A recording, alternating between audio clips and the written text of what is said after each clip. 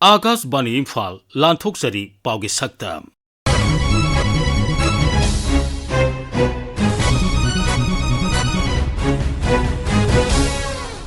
सक्तम मसिदा मणिपुरदा ILP संदरकपा सही मंगा मपुंग फाखिबा नुपी लाल निंगसिंग नुमित थौरम मालेमगी मियोइबगी हक कनब नुमित एकाडेमिक सेशन असिगी क्लास 10 की परीक्षा लागलिबा फेब्रुआरी थाद पांगथोकनी हाइबा बोसेमगी वाफम कसोम खुलेंदा डाइट बिल्डिंग संगाखिबा अमसुंग पाउगी सक्तमदा एनवायरनमेंट की पाउदा मणिपुरदा inner line permit ILP system संदरकपा सही मंगा मपुंग फारकबगी थौरम इम्फाल की सिटी कन्वेंशन सेंटर दा निंगथौकाबा नुमित पांगथोखी थौरमतुदा वा ngangbada मुख्यमंत्री नोंगथोम बिरेन हाई भारतना निंगतंबा फंगलबा मतुंग ILP सनबा राज्य से मणिपुरना अहानबा ओइरी मसिना अपुनबा मिको की सादा निफुरोम ट्राइबल कांगलुमना खुंदारिबा राज्य से येलो फुरुपसिंग असिबु कनबदा असोबा mateंग ओइरी महागना हाई ILP असि लेबाग असिगी नागरिक सिंगदा सनबा सिस्टम अमनी मसिदा मिरेबाक्तगी लाकपा मियोइसिंग कोनसनबा लेते मुख्यमंत्री ने हाई यामना कॉम्प्लेक्स होइबा मणिपुरगी सिचुएशन ये खंगकांदा इनर लाइन परमिट पीबा बायोमेट्रिक लौना बगा याबा illegal immigrants सिंगसिदी इनर लाइन परमिट की मखादा लाक्ते इनर लाइन परमिट की ओनली इंडियन सिटीजन दा दोगदबे मपानोंदगी संगखरिबा मयाम अमा अननेचुरल ग्रोथ मयाम अमा लेरकांदा अखोइगी हानारी बलेबदगी याम हेनकले अखोइदा याम चावना ट्रिट लेरे हेबकांदा होम सेक्रेटरी फॉरेन सेक्रेटरी लोइन कौरकांदा इंडियन फॉरेनर एक की मखादा every border area दा लेबिसिंग से every SP से they are FRO foreigner returning officer they can detect a foreigner and they can deport the foreigners Indian foreign एक की मखादा मणिपुरदा मरिफु मंगा सुबा नुपी लाल नुमित सगोलसेन नुमित पांगथोखी मपुंग एबा थौरम राज्य सरकार ने सिंधुना इम्फाल की नुपी लाल मेमोरियल कॉम्प्लेक्स अमसुंग GP वुमेन्स कॉलेज की सेंट्रल हॉल दा पांगथोखी थौरमदुदा वा ngangbada मुख्यमंत्री नोंगथोम बिरेन हाई इंग कुमजा लिसिंग अमा समापन मरी अमसुंग लिसिंग अमा समापन कुथ्रा मापनदा ब्रिटिश लोइलम लेंगांगना चथकिबा अरानबसिंगी मायोक्ता थौना फरबी इमासिंगना संगसिनकिबा खोंजंग अदुबु निंगसिंगदुना सही खुदिंगी थौरमसि पांगथोक्तुना लागली थौदोक असिगा लोइनना सही तरेट खुंताकपदा मणिपुरी नुपीसिंगना थौना फना लौखिबा थौदांगसिंग निंगसिंगफम थुई हौजिकसु मणिपुरी नुपीसिंगना हिरम कयादा असोबो थौदांग लौरी मुख्यमंत्री ने हाई नुपीलाल करमना थोखिबनो करिनो हैबदगी मयाम वरी द राइट द याम सुखंगे मसिगी मनुंगि ओइबो कोइना सेलिब्रेशन तोगि वाखियोसु मणिपुरी नुपीसिंग दल सेलिबा मरिबाक निंग इहुन मजाती बुलु सिजोगी इहुन अदुगा मरमदम बुलु सिजोगी अकी बलेतबा अदुगा मखोगी थौना अदुगनि कोइना गसि नुपीलाल नुमिदेर सिंगिगा इकाय तनो उलिस हौकी बदुना पाराम ओरगा निंगसिंग हरगा ngasi miro lamdi lakang miro da makoi na salam lambi maraiba ki damakta mazaki ki damakta maram lambi damakta adu makka thokko lamba lambi du oilema ki lambi du salam lambi ko ngasi sera da shuta was sumnagi pila na british ki matam da somna ki du matna tana ekoi da fiu do ki adu masai kare kun da ko matam da nubi sin da lo ki ma du ki ro adu ki matum da Manipur मियाम की सानब खंगब मधु मयाम अदु नत्तब मोंग सिनरतुदगी अदुगुम नोमई मरकु संगिन दुगी मरक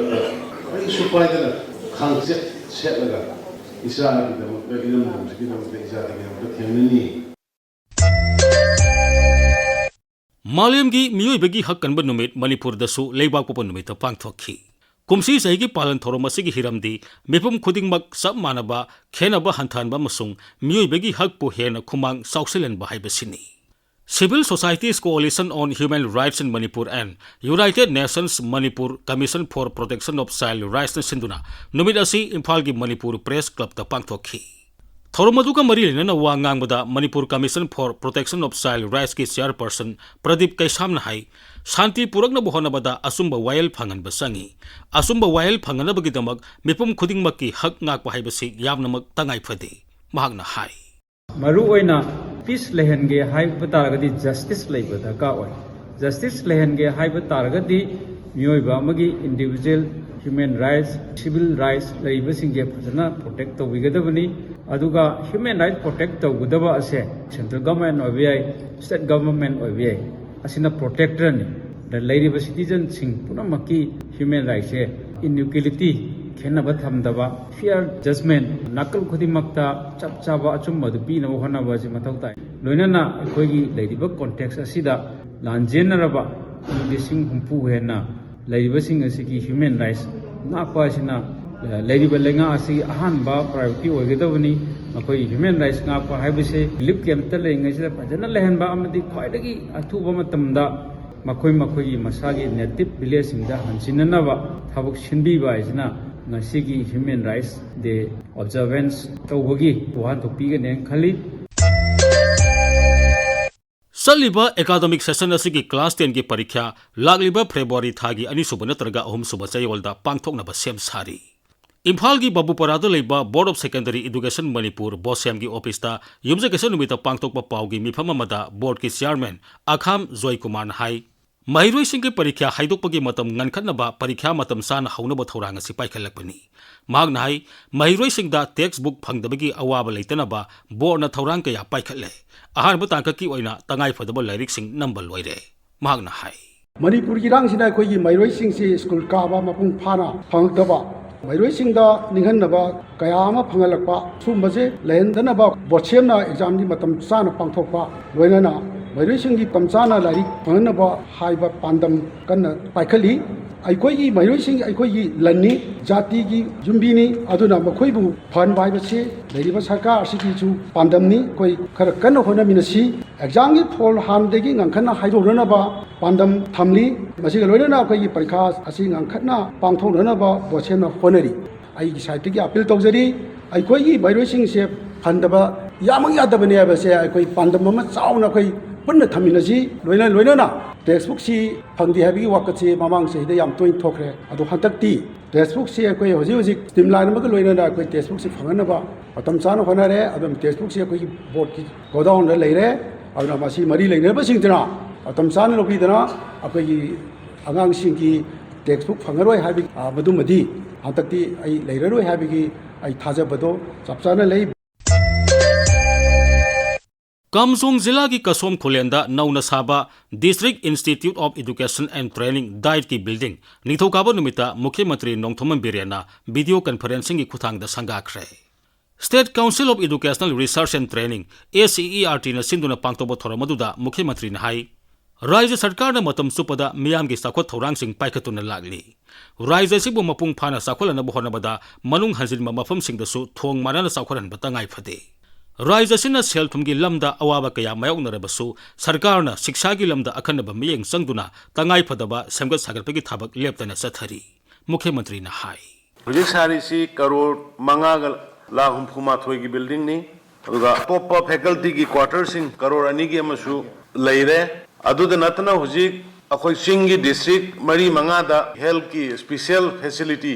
super facility लैबा इम्फाल दा लात्रसु दिल्ली चत्रसु दम lying बंगंबा computerise electronics की यामना sophisticated machinery यावबा hospital की मदुगी facility Ukhrul अदि सेनापति तमेंगलोंग चांदेल नसिंगबा जगह सिंगदा सोइदना अखोई थुबदा लैरनी आकाशवाणी इम्फाल की पाव की सक्तमदा था असिगी एनवायरनमेंट की पाउदा अयिंग असागी फिबम होंगलकपा अमदी लेबाक लेहाउदा पीबा चैथेंग लेबाक लेहाउ हाइबसी जीबसिंगना हिंगबदा चंगद्रबा यादबा पोषक अमनी जीबसिंगी लेफम अमदी चिंजा की अहानबा पोथोक लेबाक लेहाउदगी फंगलिबनी मसीना जीबसिंगी चिंजा पुथोकपदा नतना इसिंग अमदी अफबा नुंगसित पीरिबनी लेपा लेतना अकोइबगी इसिंग नुंगसित की फिबमदा अहोंगबा लाकपा अमदी अयिंग असागी खल कायरकपा असिना मरम ओइदुना अखोइगी अकोइबगी लेबाक लेहाउगी सक्तमदसु अचौबा अहोंगबा अमल लाकली अयिंग असागी खल कायरकपा अमदी लेबाक लेहाउगी सक्तमदा अहोंगबा लाकपा अनी असि अमना अमदा मखा पोने खुदम ओइना हाइरबदा इकंग थोकपा इचाउक थोकपा चिंग निंखाइबा नोंगले नुंगसितना चिंगबा अकोइबगी फिबमदा अहोंगबा लाकपा मतमदा लेबाक लेहाउ मांगहनबा अमदी मसिगी सक्तमदा अहोंगबा लाई अमरोमदा लेबाक लेहाउ काइथरकपा नत्रगा मांगथरकपा असिना मरम ओइरगा अकोइबगी अयिंग असा अमदी इसिंग नुंगसितकी फिबमदसु अहोंगबा लाखल्ली Umangi saruk oiriba lebak lehaugda umang kokthoktuna manghanbana maram oiduna greenhouse gas thadokpagi chang chada tara wangkhalali. Samudra singi hek mathangda lebak lehau asina anisuba carbon chupsinba ngamba khwaidagi chawba masak oiri. Masamo phaba lebak lehauna carbon gi chang marang kaina chupsinduna ising nungsit amadi aing asagi chang ngakna thambada achauba thodang lowri. Ising nungsit ki phibamda ahongba lakpa maruoina saba hengalakpana maram oiduna lebak lehaugdasu achauba chaithing piri. Sabagi chang hengalakpa matamda lebak lehaugda yauriba khwaidigi maru oiba machak ama oiriba microorganism sing haibadi hingkup singi biodiversity da achauba ahongba lai. Asigumba hingkup sing asina lebak lehaugi thawai haplibani. Hingkup leitraba lebak lehau adudi asiba lebak oirabani. Makhoina pambi singbu hauhannabagi amadi pothok puthoknabagi khwaidagi chawba machak oiribani. Asigumba apikpa mitna uba ngamdaba lebakta yauriba jiba singi biodiversity da ahongba lakpa haibasi jinjak puthokpa amasung pambi singbu hinghanbada achauba singnaba ama oirakani. Amaromda sabagi chang hengalakpana maram oiduna lebak lehaugda yauriba organic carbon gi chang hanthahanbagi maram amasu oiri. Organic carbon gi chang hantharakpa asina maram oiraga pambi singna mahousadagi phangjagadaba machinjaki chang marang kaina phanglaktanabagi achauba maram ama oiri. Masigi matangda Lamphel Pata leiba ICAR Complex for Northeastern Hill Region gi soil scientist Dr. Tensubam Basanta Singhana Akaswan Imphal ga unabada asumna hai. Average kogi permissible limit of soil loss per hectare se 11.5 tons per hectare. Hectare amatagi sahi muda ton tamato mukhaji mang bayabase. Sisi Manipur dadi 29 tons per hectare mange. Average ta koi northeast ta khwaidagi Manipur na khwaidagi soil erosion da soil mathak ki surface mang ba helena yauri bako.